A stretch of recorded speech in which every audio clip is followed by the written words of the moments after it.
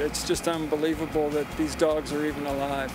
Starving, emaciated, abused. Tonight, investigators call it the largest suspected dog fighting operation ever discovered in Tennessee. Good evening, everyone, and thank you for joining us tonight. I'm Scott Arnold. 65 dogs were rescued from that home in Ashland City today. And News Channel 5's Chris Conti was there, and he's live tonight in our newsroom. Chris, at this point, has anyone been charged? Not yet, Scott. The man who owns that house said he rented it out to someone else and told authorities he had no idea those 65 dogs were being kept there.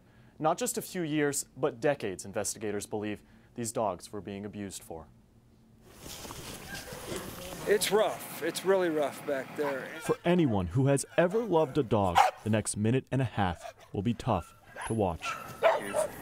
Oh, right here. Mike Cunningham and his colleagues from the Animal Rescue Corps The suffering ends right now. have been to dozens, possibly hundreds of scenes like this. It definitely makes you sick to your stomach sometimes.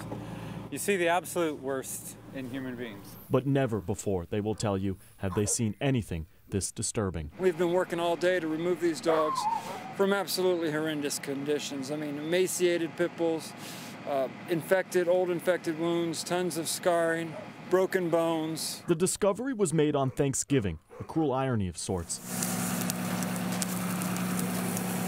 Ashland City firefighters came to 1015 Buckeye Drive to put out a brush fire. That's when they found all 65 dogs chained up, It's grim. living in deplorable conditions.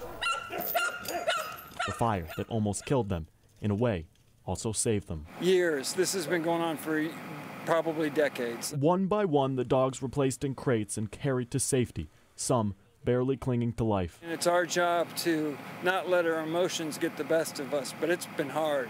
And there have been some people out there that have had a hard time today. It's okay, Mama. It all gets better now. From here, they were taken to a warehouse in Lebanon. Vets will help nurse each one back to health. So hopefully, they can find a better home. The hope is in a very short period of time, we will have 100% of these dogs recovered from this life of hell and be placing them in homes.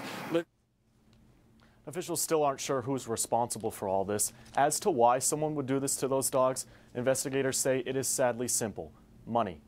Dogfighting operations bring in massive amounts of cash. Scott? All right, Chris Conti, thank you so much. Now, the hope is tonight every one of those dogs will eventually find a good home, but the first priority is making sure each of those dogs are healthy.